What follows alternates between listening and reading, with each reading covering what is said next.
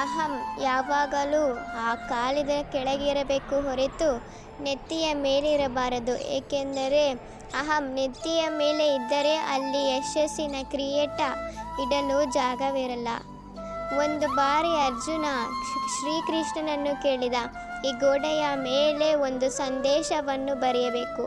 ಅದು ಹೇಗಿರಬೇಕು ಎಂದರೆ, ಸಂತೋಷದಲ್ಲಿದ್ದಾಗ ಓದಿದರೆ ದುಃಖವಾಗಬೇಕು, ದುಃಖದಲ್ಲಿದ್ದಾಗ ಓದಿದರೆ ಸಂತೋಷವಾಗಬೇಕು ಎಂದು. ಆಗ ಶ್ರೀಕೃಷ್ಣನು ಬರೆದ, ಈ ಸಮಯ ಕಳೆದು ಹೋಗುತ್ತದೆ ಎಂದು. ಯಾವುದೇ ಪರಿಸ್ಥಿತಿ, ಸುಖ ಅಥವಾ ದುಃಖ ಯಾವುದೂ ಶಾಶ್ವತವಾಗಿ ಇರುವುದಿಲ್ಲ. ಯಾವುದಕ್ಕೂ ವಿಚಲಿತರಾಗುವುದಿಲ್ಲ, ಅವಶ್ಯಕತೆಯೂ ಇಲ್ಲ.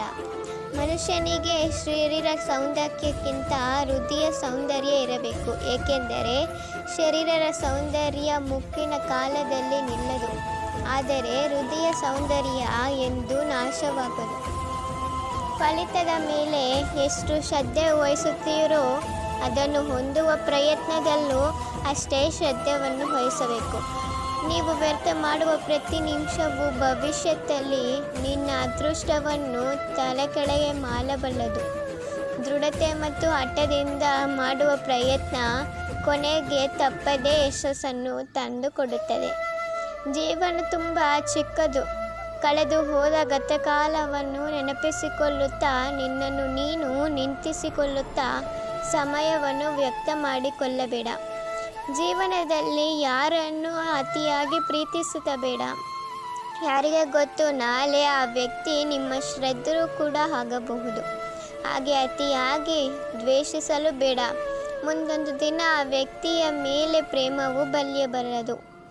ಜೀವನದಲ್ಲಿ ಯಾವುದೇ ಒಂದು ಸಂದರ್ಭ ಅಥವಾ ಪರಿಸ್ಥಿತಿ ಯಾವಾಗಲೂ ಒಂದೇ ರೀತಿ ಇರುತ್ತಿದೆ ಎಂದು ಭಾವಿಸಬೇಡ. ಜಗತ್ತಿನಲ್ಲಿ ಕಾಲಕ್ಕಿಂತ ಶಕ್ತಿಶಾಲಿ ಯಾವುದೂ ಇನ್ನೊಂದಿಲ್ಲ. ಪರಿವರ್ತನೆ ಜಗದ ನಿಯಮ.